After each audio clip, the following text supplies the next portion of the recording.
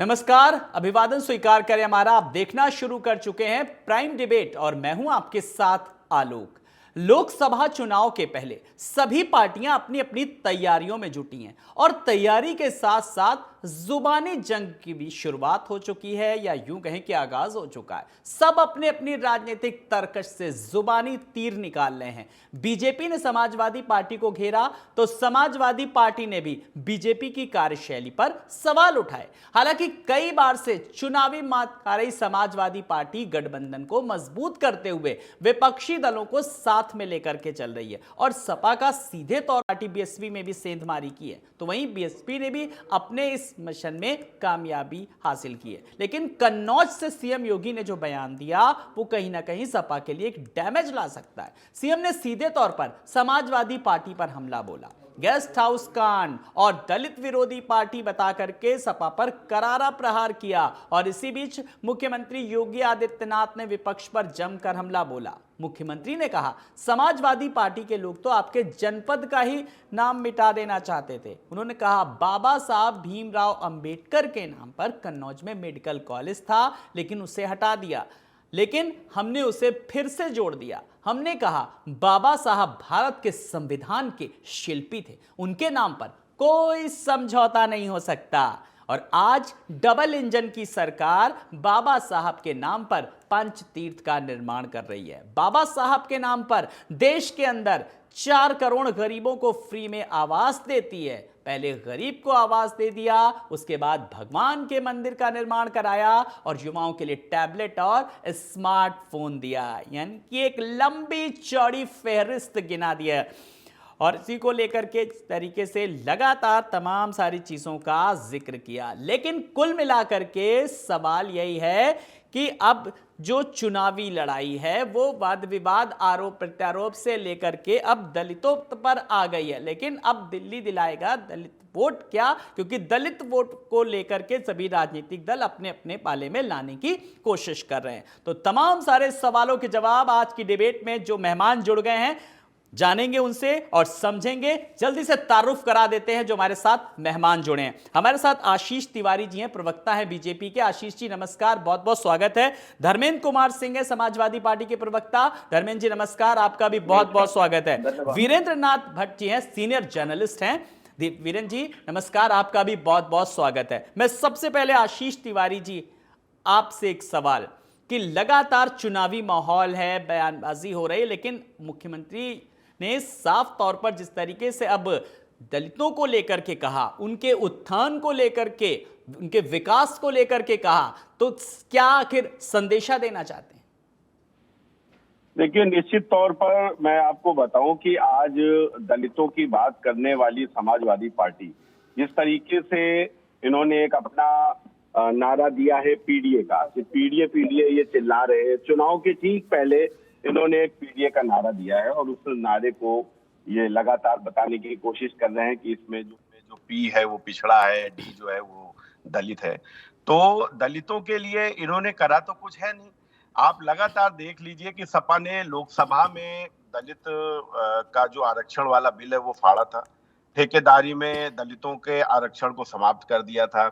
और मैं आपको बताऊं कि डॉक्टर अंबेडकर अंतरराज्यीय बस अड्डा आलमबाग, चाहे doctor Ambedkar medical college Kannauj हो या डॉक्टर अंबेडकर वाटिका लखनऊ, इन सब से डॉक्टर अंबेडकर का नाम हटाने वाले कौन थे? ये समाजवादी थे। और इनके नाम की पट्टिका को रौंदा था, उसके ऊपर काली पोत कर दलित समाज की जो एक अपमान करने का काम करा तो वो समाजवादी पार्टी ने करा था। ग्राम समाज में जमीनों के आवंटन में भी दलितों की प्राथमिकता इन्होंने समाप्त कर दी थी। और यही नहीं, मैं आपको बताऊं कि जो महात्मा बुद्ध की महामाया के नाम पर जो जिला बना हाथरस से महामाया का नाम हटा दिया था इन्होंने। तो समाजवादी पार्टी तो घोषित दलित विरोधी पार्टी है और इसमें ये जो पीडीए कर रहे हैं, ये निश्चित तौर पर ये धोखा देने के लिए ये नारा ला रहे हैं। चलिए ठीक है, जो अपनी मैं धर्मेंद्र कुमार सिंह जी आपके पास आ रहा हूं। लगातार आपको दलित विरोधी जिस तरीके से बताया है, आपकी भी प्रतिक्रिया चाहूंगा जरा मैं। कौन बाबा साहब भीमराव अंबेडकर जी का नाम कौन ले रहा है? जिन्हें बाबा साहब भीमराव अंबेडकर के बनाए हुए संविधान में भरोसा ही नहीं, जो उनके द्वारा दी गई संस्थाएं हैं उन पर उनका भरोसा ही नहीं, जो देश में आरक्षण खत्म करना चाहते हैं, जो बाबा साहब ने दिया था, जो देश के संविधान की समीक्षा उनके बनाए संविधान को बदलना चाहते हैं, इनको बाबा साहब का नाम लेने का अधिकार ही नहीं है। सवाल ये है कि ये अपने सर्वोच्च लीडर आदरणीय पंडित अटल बिहारी वाजपेयी जी के नाम पर एक मेडिकल कॉलेज तो बना नहीं पाए। ये पीछे कौन क्या हुआ इस पर जाना चाहते हैं। पिछले 2 बार से केंद्र की इनकी सरकार है और 2017 से उत्तर प्रदेश सरकार है। ये क्यों नहीं बाबा साहब भीमराव अम्बेडकर जी के नाम पर बताते कि मैंने ये काम किया है। इनको ये बताने क्यों जरूरत पड़ रही है कि कब क्या परिवर्तन हुआ। सच ये है कि भाजपा, मैंने पहले बताया, संविधान में भरोसा नहीं है।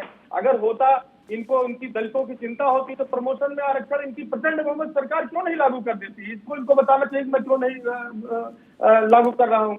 दूसरी बात सबसे महत्वपूर्ण है, कल अभी 2 दिन पहले सुप्रीम कोर्ट के आदेश के बाद इतना बड़ा घोटाला सामने आया जिसमें 2G 4G जो लोग ये लगाते तो सारे आंकड़े फेल हो गए हैं। सीधे सीधे चंदा दो धंधा लो या मामले को रफा दफा कर दो। ईडी जाती है, सीबीआई जाती है और उसके 1 सप्ताह के अंदर करोड़ों का इलेक्टोरल बॉन्ड के माध्यम से भारतीय जनता पार्टी के खाते में पैसा जमा हो जाता है और या तो मामला रफा दफा हो जाता है या उसके एवज में उसको बड़ा काम मिल जाता है। अच्छा सुनिए, तो धर्मेंद्र जी ये तो बताइए, ये सारे जो आरोप लगे इनका फिर काउंटर कैसे करेंगे आप? जनता के बीच फिर कैसे जाएंगे, कैसे बताएंगे? ये तो सब योजनाएं जो लगी बीजेपी तो बता रही है ना कि गरीबों को आवास दिया, भगवान के मंदिर का निर्माण कराया, तमाम सारी चीजें। भाई भगवान के मंदिर का निर्माण कराया, इनको नाम लेने का हक ही नहीं है। माननीय सुप्रीम कोर्ट के आदेश पर संवैधानिक तरीके से अयोध्या में मंदिर बना और उसमें पूरे देश के सहयोग से, देशवासियों के सहयोग से मंदिर बना। हम सभी उसको अप्रिशिएट करते हैं। उसमें भारतीय जनता पार्टी को क्या क्रेडिट है? मेरा ये कहना है कि केवल मुद्दे से भटकाना चाहते हैं। जो मूल मुद्दे हैं जिसको लेकर के जनता इनसे जवाब चाहती है, शिक्षा, बेरोजगारी। चलिए, जो मूल मुद्दे हैं आपका कहना है कि आप ध्यान भटकाना चाह रही है कहीं ना कहीं। जी मैं आशीष जी के पास आऊंगा, लेकिन उससे पहले मैं आशीष जी, जरा मेरे साथ वरिष्ठ पत्रकार वीरेंद्र नाथ भट्ट जी भी जुड़ गए, मैं उनकी भी एक टिप्पणी लेना चाहूंगा। सबको अपनी अपनी बात रखने की यहां पर बात रखनी है। और वीरेंद्र जी, लगातार दलितों के उत्थान को लेकर के बात की जा रही है, दलितों के विकास को लेकर के बात की जा रही है, और उत्तर प्रदेश के परिप्रेक्ष्य में मैं अगर बात करूं तो लगभग 22% के आसपास जो है वोट बैंक, और हर कोई राजनीतिक दल, कोई भी इसमें पीछे नहीं है। मैं गुरेज यहां पर मैं खुलेपन से कह रहा हूं कि सब अपने अपने पाले में लाने की कहीं ना कहीं एक नायाब कोशिश। वीरेंद्र जी देखिए, 2022 में बहुजन समाज पार्टी जिस तरीके से कमजोर हुई है और आज विधानसभा में उसका केवल एक ही विधायक है, तो उससे इस समय ये परसेप्शन है कि बहुजन समाज पार्टी का जो कोर वोट बैंक है वो एकदम अनाथ हो गया है और वो किसी नए आश्रय की तलाश में है। इसी को लेकर के समाजवादी पार्टी की ओर से इस बात के प्रयास तेज हो गए हैं कि कैसे बहुजन समाज पार्टी के कोर वोट बैंक को अपने पाले में लाया जाए। इसीलिए जनवरी 2023 में समाजवादी पार्टी ने स्वामी प्रसाद मौर्य को इस काम में लगाया था कि रामायण की चौपाई को मुद्दा बनाओ, जो और जिसके ऊपर कितना विवाद हुआ, और फिर समाजवादी पार्टी के लोगों ने लखनऊ में अंबेडकर पार्क के पास रामायण की प्रतियों को भी जलाया और उसमें उनके ऊपर एनएचए लगा, वो जेल में गए और बाद में स्वामी प्रसाद मौर्य ही पार्टी छोड़ गए कि साहब पार्टी में उनका कोई साथ नहीं दे रहा है, और वो राष्ट्रीय महासचिव हैं, लेकिन उनके बयान को बताया जाता है कि वो हमारी निजी राय है, और जबकि अन्य महासचिव का जो बयान है वो पार्टी की आधिकारिक राय हो जाती है। ऐसा उन्होंने आरोप लगाया। पार्टी के महासचिव पद से इस्तीफा दिया, विधान परिषद के मेंबरशिप से उन्होंने इस्तीफा दिया। तो ये सारी जो आपको प्रदत्ता दिखाई पड़ रही है और जो अभी लोगों ने बयान दिए हैं, वो केवल इसीलिए है कि बहुजन समाज पार्टी का जो अब तक 22 से 25% वोट बैंक रहा है, हालांकि ये बहुत घट गया था 2022 के विधानसभा चुनाव में, 12% पे आ गया था, तो बहुजन समाज पार्टी के वोट बैंक पे कब्जा करने की होड़ है। इसीलिए ये नारा आया है पीडीए, और इसीलिए आज समाजवादी पार्टी के कार्यालय में कांशीराम, बहुजन समाज पार्टी के संस्थापक कांशीराम की जन्म जयंती को बहुत धूमधाम से मनाया गया। और हालांकि समाजवादी पार्टी का 93 में पहली बार बहुजन समाज पार्टी से अलायंस हुआ था, और उसके बाद से लेकर के 2019 तक समाजवादी पार्टी बहुजन समाज पार्टी के बीच में कोई संबंध नहीं रहा और कांशीराम की जयंती कभी नहीं मनाई गई। ये अब शुरुआत हुई है पिछले कुछ सालों से, और 2019 का भी आपको याद होगा, बहुजन समाज पार्टी, समाजवादी पार्टी और राष्ट्रीय लोकदल ने मिलकर चुनाव लड़ा था, लेकिन उसमें भी कोई सफलता नहीं मिली थी। बहुजन समाज पार्टी को 10 सीटें मिली थी लोकसभा की, समाजवादी पार्टी को 5 मिली थी और राष्ट्रीय लोकदल को 1 भी सीट नहीं मिली थी। और चुनाव खत्म होते ही जून 2019 में बिल्कुल, ये बुआ और गठबंधन टूट बबुआ गया की जोड़ी था। किस तरीके से सामने आई थी वो भी तो, सबने तो अब हाँ। ये केवल बहुजन समाज पार्टी का जो जन आधार है, जैसा ये मानना है समाजवादी पार्टी का और भारतीय जनता पार्टी का भी, कि ये वोट बैंक एक नए सुरक्षित आश्रय घर की तलाश में है, जी। कैसे इसको अपनी ओर खींचा जाए। लेकिन बहुजन समाज पार्टी जिस तरीके से उसने घोषणा की कि वो चुनाव अकेले लड़ेगी और अपने प्रत्याशी उतारेगी, बिल्कुल और तमाम घोषणा योजनाओं करना के जरिए, भाषणों के जरिए किस शुरू कर भी तरीके दी से है। अटैक किया जाए, कहीं ना जी। कहीं ये अन्य दलों की लगातार कोशिश है। जो बीएसपी का जो वोटर्स है, जो कोर वोटर है, वो कहीं ना कहीं छिटका है। मैं एक बार अब आशीष जी के पास आ रहा हूं। आशीष जी, लगातार समाजवादी पार्टी का ये कहना है कि पीडीए का कुनबा जितना बढ़ेगा बीजेपी को उतना नुकसान होगा। नहीं, पीडीए पहली बात एक छला हुआ है, मैं आपको बताऊं। देखिए, आपने अभी समाजवादी पार्टी के हमारे मित्र से दलित के बारे में बात करी, तो इन्होंने दलितों पर कोई बात नहीं करी। ये सीधे राम मंदिर पहुंच गए, ये उधर चुनावी बॉन्ड पे पहुंच गए। क्योंकि ये सिर्फ नाम के लिए दलित दलित बोलते हैं कि दलितों के लिए हम काम कर रहे हैं। दलितों के लिए इन्होंने काम तो कोई नहीं करा है। दलितों की जो सबसे बड़ी चेहरा मायावती जी है, उनको मारने का प्रयास, गेस्ट हाउस कांड कौन नहीं जानता है, वो भी समाजवादी पार्टी के लोगों ने करा था। और जिसमें समाजवादी पार्टी के गुंडों ने ये मायावती जी ने अपने उसमें कोर्ट में उन्होंने कहा कि गुंडों ने ये लिखा हुआ है वहां पर, मतलब ऐसा नहीं मैं बोल रहा हूं। तो दलितों के लिए ये कुछ नहीं करेगा। और अभी इन्होंने राम मंदिर की बात करी, बहुत इन्होंने आप इनका चाल चेहरा और चरित्र देखिए। इन्होंने कहा कि भाई जो राम मंदिर है वो तो सुप्रीम कोर्ट के आदेश पे बना और देश के पैसे से बना है। जब इतना ही था तो फिर आपको जब राम मंदिर का न्योता दिया जाता है तो फिर आप क्यों नहीं गए थे? तब तो आप ये कह रहे थे कि भाजपा का वो फंक्शन चल रहा है वहां पर। तो आप एक जगह तो स्टैंड ले ही नहीं पाते हैं। आप समय के हिसाब से कभी बता देते हैं आप राम भक्त है, कभी आप राम भक्तों पे गोलियां चलवाने का भी काम करते हैं। तो आपका स्टैंड तो क्लियर है कि आपको एन प्रकार आपको सिर्फ और सिर्फ सत्ता से मतलब है। उसके लिए चाहे पहले इन्होंने एमवाई का जो भी इनका फार्मूला था वो जब फेल होता दिख गया, तो इस वाले चुनाव में इन्होंने पीडीए करने लगे। और पीडीए में भी मैं आपको बताऊं, पीडीए में भी इनका पी से पिछड़ा, दा से डी से दलित और ए से इतने हैं कि आप थक जाएंगे। ए से अगड़ा, आदिवासी, अल्पसंख्यक। चलिए, मतलब जब हम पीडीए को लेकर के बात करेंगे तो धर्मेंद्र जी हैं, उसका प्रतिनिधित्व कर रहे हैं, प्रवक्ता हैं पार्टी के। धर्मेंद्र जी, लगातार जिस तरीके से अब आरोप लग रहा है सीधे सीधे, अब मैं जरा इस पर आपकी टिप्पणी चाहूंगा। जी, आशीष जी ने बात अपनी रखी थी, अब धर्मेंद्र जी। इधर उधर भागने लगेंगे दलितों का। इन्होंने भारतीय जनता पार्टी, ठीक है, एक एक करके। जी जी जी जी। भारतीय जनता पार्टी मुद्दे से भटकाना चाहती, भटकाव की राजनीति करती है। जब हम पीडीए की बात करते हैं, दलित पर बोलिए ना, आप राम मंदिर चले गए थे दलित के पास। नहीं, मैं बीच में बोलता नहीं हूँ। ठीक है, एक एक धर्मेंद्र जी आप अपनी बात रखिए। जब हम पीडीए की बात करते हैं, पिछड़े दलित अल्पसंख्यक अगड़े, वो 90 बनाम 10 की बात करते हैं। वो 10 कौन है भी मैं बता दूं। जात से ऊपर हटके वो 10 लोग, 10 वो है, 10% जो देश की सारी मलाई, सारी संवैधानिक संस्थाओं पर कब्जा करके बैठे हैं, वो चाहे जिस जाति धर्म के लोग हो। हमारी लड़ाई 90 बनाम 10 की है। हम पीडीए के नाम लेते हैं तो दलित पिछड़े की बात आ जाती है, तो भारतीय जनता पार्टी को समस्या होने लगती है। क्योंकि इन्होंने पिछड़ों के लिए, दलितों के लिए, समाज से वंचित वर्ग के लिए कोई काम तो किया नहीं है, तो स्वाभाविक सी बात है। दूसरी महत्वपूर्ण बात है, जब 2014 में आए, उत्तर प्रदेश 2017 में सरकार बनी, तो इनके मुख्य मुद्दे महंगाई, बेरोजगारी, भ्रष्टाचार, महिला सुरक्षा और किसान की आय दोगुनी करने की बात की थी। जब इनकी बात कर लो तो ये तुरंत भागने लगते हैं। भ्रष्टाचार की बात, कितना बड़े बड़े सीएजी का नाम आपको नहीं मालूम होगा। सीएजी कौन है, सीवीसी कौन है, संवैधानिक संस्थाओं के अध्यक्ष कौन है। सूक्ष्म संवैधानिक संस्थाओं को डिमोलिश कर दिया मोदी जी सरकार ने। इस पर ही नहीं आएंगे।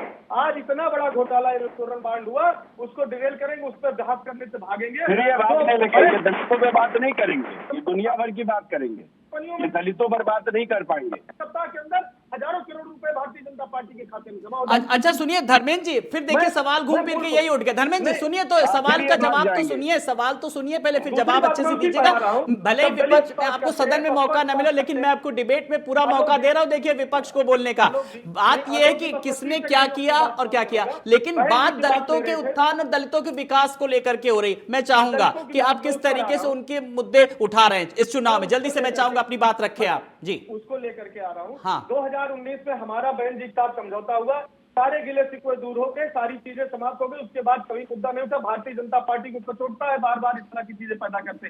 जब अखिलेश यादव जी की सरकार थी, तो चाहे लोहिया गांव हो, गांव के माध्यम गांव का विकास हो, चाहे जरेश्वर ग्राम के माध्यम से गांव का विकास हो, समाजवादी पेंशन के माध्यम से गांव में महिलाओं को 500 रुपए जो महीना देने का, और सारे सामाजिक जी जी समीकरण। अच्छा ठीक है, आपने कहा गिले शिकवे दूर हो गए, गिले शिकवे ऐसे दूर हो गए, ऐसे कटु अनुभव रहे जो मायावती ने यही तक निर्णय ले लिया और एकला चलो का उन्होंने निर्णय भी ले लिया। आप देखिए किसी साफ तौर पर जी जी होगा कि इस बार इनके साथ नहीं है वो। ठीक है, आशीष जी अपनी बात रखिए, फिर मैं वरिष्ठ पत्रकार के पास आऊंगा। जी आशीष जी, अब इनके हाँ चलिए अब सुनेंगे, अब सुनने का भी मादा रखिए। जी जी आशीष जी अपनी बात रखिए। गिले शिकवे इनके ऐसे दूर हुए कि ये 2024 में मायावती जी, खुद मायावती जी का स्टेटमेंट है कि ये समाजवादी पार्टी दलित विरोधी पार्टी है। ये मायावती जी ने अभी कहा है, अभी का ये ताजा स्टेटमेंट है। और सुन लीजिए, अरे सुन लीजिए भाई, सर एक एक करके सुनेंगे, दर्शक भी अच्छे से सुनेंगे। जी जी इसीलिए मैं बीच में देखिए रोक नहीं रहा हूं, आप एक एक करके सुनिए। जो ट्यून किया है डिबेट को वो भी अच्छे से सुनेंगे। आशीष जी अपनी बात पूरी कर लीजिए। ये कह रहा है कि हमने भारतीय जनता पार्टी ने कुछ करा नहीं। अरे सबका साथ सबका विकास तो हमारा नारा है। हमारे भारतीय जनता पार्टी आपकी तरीके जातियों पर चुनाव नहीं लड़ती है। हमारा मुद्दा विकास का होता है। आपका मुद्दा क्या है? आपने विकास जीवन में करा नहीं ना, आप विकास का मतलब जाने कि विकास होता नहीं, क्योंकि आपकी पार्टी ही जातिगत है। एक जाति विशेष के नाम पर आपकी पार्टी बनी हुई, तो आपको जातियों के अलावा कुछ समझ में नहीं आता है। आपको सिर्फ जाति जाति जाति। चलिए ठीक है, एक मिनट दोनों दल अपने अपने विकास को लेकर के बात करें कि जब जब उनकी सरकार थी उन्होंने दलितों के विकास के लिए क्या कुछ किया। एक मिनट में ये सवाल मेरा राजनीतिक दलों से नहीं है। वीरेंद्र जी, दलितों की वास्तविक स्थिति की अगर मैं बात करूं तो कितना सुधार हुआ है? तमाम सारी योजनाएं आई हैं, लाई गई, उनके विकास को लेकर के बात की गई है, लेकिन असल हकीकत क्या है आपसे बेहतर कौन बता सकता है? मैं दर्जनों योजनाएं गिना सकता हूं। हाँ देखिए योजनाओं की बात नहीं, उन योजनाओं का लाभ कितना मिला, इस सवाल का जवाब मैं वरिष्ठ पत्रकार से चाहूंगा। ठीक है जी, ठीक है, मैं राजनीतिक दल से नहीं ले रहा हूं, वरिष्ठ पत्रकार से। जी प्रधानमंत्री आवास अलॉट हुआ है ठीक है, वो सर मैंने बता दिया, प्रधानमंत्री आवास की बात की, मंदिर की बात की, वो मैंने सब इंट्रो में बताया। मैं वरिष्ठ पत्रकार वीरेंद्र जी आपके पास आ रहा हूं जरा। पिछले 4 दशकों में 4 बार समाजवादी पार्टी की सरकार रह चुकी है। 3 बार मुलायम सिंह यादव जी मुख्यमंत्री रहे हैं, 1 बार अखिलेश जी मुख्यमंत्री रहे हैं, 4 बार मायावती जी मुख्यमंत्री रह चुकी हैं। तो इन दोनों पार्टियों की जो राजनीति की बुनियाद है वो जाति आधारित अस्मिता की राजनीति है, आइडेंटिटी पॉलिटिक्स है, जाति के आधार पर मतदाता को गोलबंद करने की राजनीति है, और ये राजनीति has run out of its course. अब आज की तारीख में वास्तविक में अगर जो दलित और पिछड़ी जातियों को अगर किसी ने सही तरीके से गोलबंद किया है तो भारतीय जनता पार्टी ने किया है। आज भारतीय जनता पार्टी के साथ 4 जातियां हैं, राष्ट्रीय लोकदल है, निषाद पार्टी है, और ओम प्रकाश राजभर की सुभाषपा है, और चौथी वो है अपना दल। तो आज और उसके अलावा पिछले 2014 और विशेषकर 2017 में योगी जी की सरकार बनने के बाद जिस तरीके से भारतीय जनता पार्टी ने मतदाताओं से सीधा संपर्क किया और डिजिटल टेक्नोलॉजी के जरिए ये सुनिश्चित किया कि हर लाभार्थी को और हर वर्ग के व्यक्ति को योजनाओं का लाभ पहुंचे। आज इस बात पे कहीं कोई विवाद नहीं है। लोग ये मानते हैं, सभी दलों के लोग मानते हैं कि जनता तक सरकार की योजनाओं का लाभ पहुंच रहा है, चाहे वो आवास हो या बिजली हो या एलपीजी हो या पावर कनेक्शन हो या शौचालय हो या आवास हो या हर घर जल हो और मुफ्त खाद्यान्न हो। ये लाभ पहुंच रहा है। इसके आधार पर बीजेपी ने लगातार अपने जन आधार को उत्तर प्रदेश में मजबूत किया है, और इसका प्रमाण है 2019 का लोकसभा चुनाव, इसका प्रमाण है 2022 का यूपी विधानसभा चुनाव। ठीक है सर, और बाकी बिल्कुल वो नतीजे जो आए थे वो सब बता दिया। आपको मिलेगा 2024 में। तो जाति राजनीति का उत्तर प्रदेश में अब जो स्वरूप है, जिसकी शुरुआत समाजवादी पार्टी, बहुजन समाज पार्टी ने शुरू की थी, और वो पूर्णतः बदल चुका है। और कास्ट पॉलिटिक्स का जो नैरेटिव है और वो लगभग बीजेपी के हाथ में जा चुका है, और समाजवादी पार्टी जो नैरेटिव है वो बदला है। और वीरेंद्र जी, इस बात को लेकर के मैं कहूंगा, मैं आपके साथ हूं, देश के प्रधानमंत्री नरेंद्र मोदी ने भी साफ तौर पर कहा है अब जातियां जो है वो बदल गई हैं। उनके लिए उन्होंने बताया 4 जातियां अब कौन कौन सी, जिसके विकास के लिए, जिसके उत्थान के लिए उनको काम करना है। उनको महिलाओं के लिए काम करना है, युवाओं के लिए काम करना है, बेरोजगारों के लिए काम करना है, और देश देश का अन्नदाता किसान के लिए काम करना। तो 4 जातियां गिना दी हैं, तो अब चुनाव में इन्हीं के इर्द गिर्द मुद्दों पर कहीं ना कहीं काम होना है। आशीष जी, आपकी टिप्पणी। जी देखिए, मैं तो हमेशा से शुरू से यही कह रहा हूं कि देश में जातिगत राजनीति नहीं होनी चाहिए, लेकिन क्षेत्रीय दलों की दिक्कत ये है कि ये विकास के नाम पर तो वोट मांग नहीं सकते। इनके लिए विकास कोई मुद्दा नहीं है। इनकी, जो कि मैं जैसे मैं समाजवादी पार्टी की ही बात कर रहा हूँ, एक जाति ये सबको पता हुआ है, ठीक है ना। तो इनके पास कोई मुद्दे नहीं है, तो ये क्या करेंगे, सरकार की ये जाते जातियों पर, और जातियों में फिर ये आप ये देख लीजिए, जहां पर हम एक तरफ भारतीय जनता पार्टी सबका साथ सबका विकास की बात करती है, वो ये कहती है कि हमारा पूरे देश में विकास होना चाहिए, लेकिन जातियों के आधार पर नहीं होना चाहिए, क्योंकि सभी इसमें आ रहे हैं। हमने जो भी योजनाएं लाने का काम करा, चाहे वो प्रधानमंत्री आवास की योजना हो, उज्ज्वला गैस की योजना हो, हर घर नल की हो, शौचालय की हो, कोई भी योजना लाए हो, हमने किसी के आधार कार्ड नहीं देके, हमने किसी के वो आईडी कार्ड नहीं देके, हमने जो भी लोग उस योजना के अंतर्गत आ रहे थे, हमने उनको वो देने का काम करा है। लेकिन विपक्ष की ये दिक्कत है कि वो ये नहीं कर सकते, उनको जाति विशेष के नाम पर ही वोट चाहिए। अभी इन्होंने पीडीए ये चिल्ला रहे हैं, पिछड़ा दलित अल्पसंख्यक का ये नाम लेते हैं, तो देखिए अब ये फिर जातियों पर आ चुके हैं। और वहीं पर भारतीय जनता पार्टी जो है वो विकास की राजनीति कर रही, सबका साथ सबका विकास की बात कर रही। और रही दलितों के लिए, अगर ये कहेंगे तो दलितों के लिए हमने इतनी योजनाएं लाई हुई हैं, चाहे दलितों के लिए प्रधानमंत्री आदर्श ग्राम योजना हो, या उनके दलितों के बच्चों के लिए उसकी फेलोशिप की योजना हो, वो हमने इनके लिए करा है। दलितों के उद्योग धंधे लगाने के लिए हमने लोन देने का काम करा, कौशल विकास के माध्यम से हमने दलितों को ठीक है, आपने तमाम सारी योजनाएं गिना दी, वो हम अपने दर्शकों को दिखा भी रहे हैं। मैं धर्मेंद्र जी एक फाइनल कमेंट में आपसे भी चाहूंगा, कुल मिलाकर के जिस तरीके से अब सरकार के पास, उत्तर प्रदेश सरकार जो जनता के बीच जब जा रही है, जिस 22% वोटर्स को अपने पाले में लाने की कोशिश करी, बताने के लिए बहुत कुछ है, गिनाने के लिए बहुत कुछ है, आप लोग किन किन मुद्दों को लेकर के जनता के बीच जा रहे हैं, खास करके जब दलितों की बात करते हैं? जी नहीं, हम जनता के बीच में हमारा कार्यकर्ता है और सारे मुद्दे जनता समझ रही। देखिए, मैं महत्वपूर्ण 2 बातों पर, आदरणीय वीरेंद्र जी अभी बता रहे थे, उन्होंने किस तरह सिद्ध कर दिया कि भारतीय जनता पार्टी धर्म आधारित और जाति आधारित ही राजनीति करती है। मैंने पहले कहा, समाजवादी पार्टी और हमारे नेता कभी धर्म आधारित राजनीति पर विश्वास नहीं करते, वो समाज को तोड़ने वालों से सावधान रहना कहते हैं। भट्ट जी खुद ही उन्होंने कहा। देखिए, मैं बता रहा हूँ, सर एक एक करके सुनेंगे, आशीष जी सुन लेंगे। बिल्कुल ठीक नहीं, क्योंकि भारतीय जनता पार्टी के लिए बताने कुछ नहीं हो रहा, तो हल्ला डिरेल मत करिए। देश के प्रधानमंत्री को जनसभा में अपनी जात बतानी पड़ती है। देश के प्रधानमंत्री को संसद में जब 7 मंत्रियों को शपथ दिलाते हैं, कहते हैं इसमें इतने दलित बिरादरी के हैं, इतने पिछड़े बिरादरी के हैं। किसको कहते हैं जाति आधारित राजनीति? कौन नहीं करता है? अगर ये काम किए होते, इनके लिए बताने के लिए इनके पास कुछ होता, तो विभिन्न जाति आधारित दलों के पीछे छुप करके भारतीय जनता पार्टी 2024 में लड़ने न आती। और डर का आलम यह है कि वो तो छोड़िए, ये विपक्ष के बड़े बड़े नेताओं पर अपनी संस्थाएं लगा के एन केन प्रकार तोड़ करके किसी तरह अपने आप को जोड़ तोड़ करके सत्ता में रहना चाहते हैं। ये डर का आलम है, क्योंकि काम अगर किया होता तो शायद डर भागना ना पड़ता। तो आपको काम बताने के लिए मैंने कहा, बुनियादी सवाल जो जनता के हैं, स्वास्थ्य, शिक्षा, महंगाई, बेरोजगारी, भ्रष्टाचार, महिला सुरक्षा और तो और किसान की आय दोगुनी की बात कहने वाले लोग, इनके पास इसका कोई जवाब। प्रधानमंत्री के 2014 के भाषण सुन लीजिए, वो किस तरह से समझाते थे जनता को कि किसान की आय, उसकी लागत, उस पे उसका जो खेत होता है, खेत का जो उसको संपत्ति मान करके एक तरह से जिस तरह उसको कह सकते हैं रेंट, और उसके अलावा उस पर मैन पावर, इन सब को जोड़ के जो कास्ट आती है उसका 50% जोड़ करके किसान की आय दोगुनी करेंगे। ठीक है वीरेंद्र जी, एक फाइनल कमेंट मैं आपसे चाहूंगा। अब ये सवाल उठ रहा है भाई, इसका अब मैं क्या सवाल पूछूं और आप क्या जवाब देंगे? काम किया तो काम के दम पर जाते, फिर जातियों के दम पर ना जाते। अब इसका जवाब आप दीजिए सर। नीति में जो मंडल है और जो कमंडल है, अब इनका विलय हो चुका है। और भारतीय जनता पार्टी का जो हिंदुत्व है, ये कोई सवर्णों का हिंदुत्व नहीं है, ये बहुजनी हिंदुत्व है। ये बात समाजवादी पार्टी, बहुजन समाज पार्टी को जितना जल्दी समझ में आए ये उतना बेहतर होगा। ये बहुत पुरानी बात होगी, 50 साल पहले की, कि भारतीय जनता पार्टी सवर्णों की और ब्राह्मण बनियों की पार्टी है।